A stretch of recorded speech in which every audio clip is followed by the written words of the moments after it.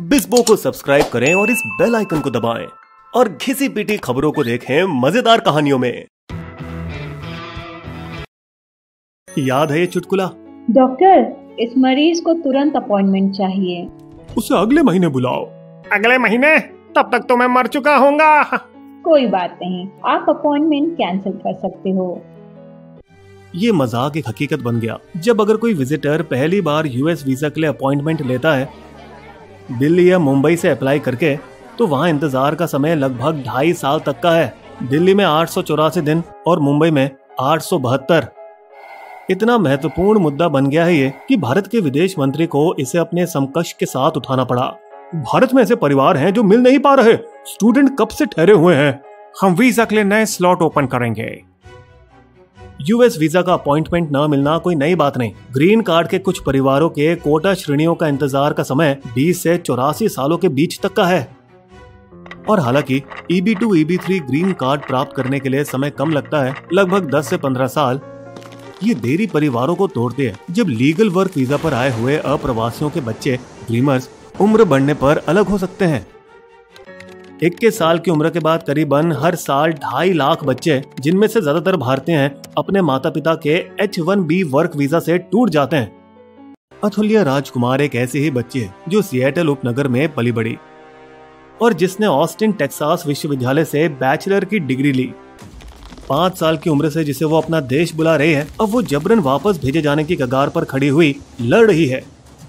मार्च 2022 में अथुल्या ने सीनेट न्यायपालिका समिति की सुनवाई में समान ड्रीमर्स के एक समूह का प्रतिनिधित्व किया। मैं बहुत कम उम्र में जानने लगी कि मेरे जीवन का हर पहलू मेरे वीजा स्टेटस पर निर्भर होगा।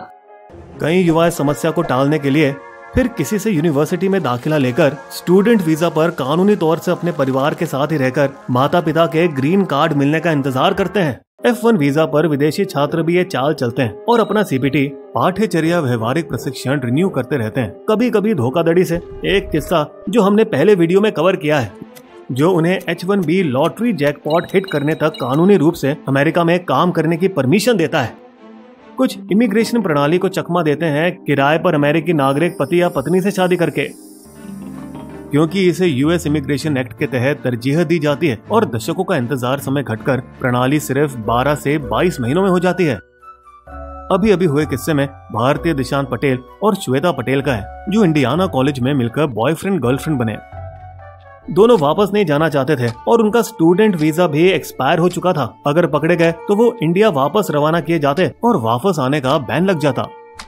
इसलिए दोनों ने नकली विवाह का प्लान बनाया और शादी करने की व्यवस्था की।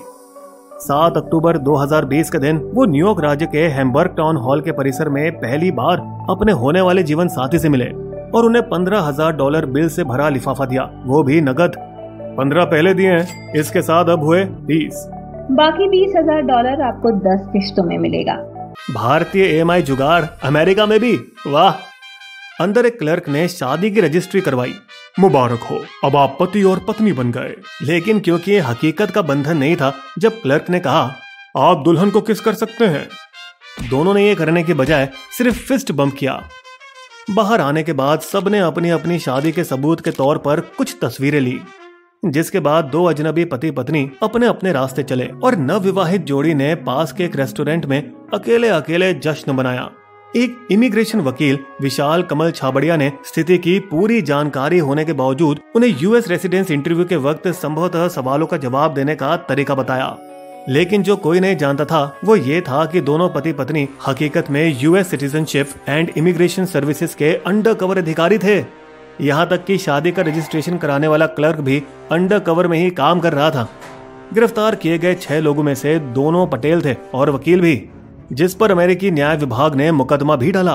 धोखाधड़ी करने की साजिश के लिए 15 मार्च 2023 को सजा सुनवाई जाएगी।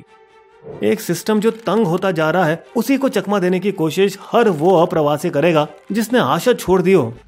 डोनाल्ड ट्रंप पहले मॉडर्न राष्ट्रपति थे जिन्होंने दोनों कानूनी और अवैध अप्रवासी को अमेरिका के लिए हानिकारक समझा।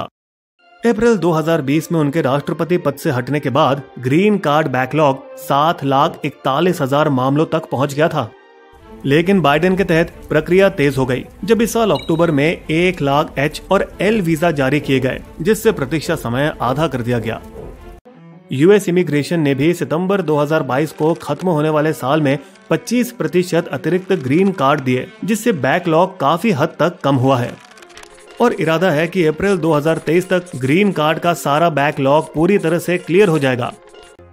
2 सेनेटर ने ईगल अधिनियम पेश किया, जिससे हर देश का सालाना 7% कोटा हटाया जाए, जो भारत के लिए बहुत अच्छा होगा। मगर ये कानून अमेरिका के लोकसभा सीनेट में रुका हुआ है। सिर्फ भारतीय नहीं, अन्य आबादी वाले देशों को भी वीजा के लिए लंबे वक्त का इंतजार करना पड़ता है, जिससे खुद अमेरिका को नुकसान पहुंचता है। 2023 में 6.6 मिलियन कम पर्यटकों के आने से उनकी अर्थव्यवस्था को 11.6 बिलियन डॉलर का ठेस पहुंचेगा, जबकि 8 लाख IT नौकरियां खाली हैं क्योंकि कुशल भारतीय तकनीकी कर्मचारी वीजा के इंतजार में बैठे हैं।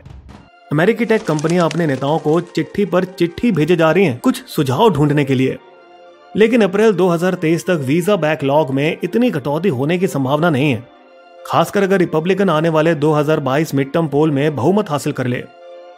बिस्बो की शायरी, मौकों की धरती पर जाना सबकी रहती चाह, पर वीजा के इंतजार में बस मिलती है आह। चकमा देने की भी कितनी जुगत भिड़ाते लोग, अपनों से मिल पाने का पर है मुश्किल संयोग। हमारे वीडियो कंटेंट के सोर्सेस आपको डिस्क्रिप्शन में मिल जाएंगे।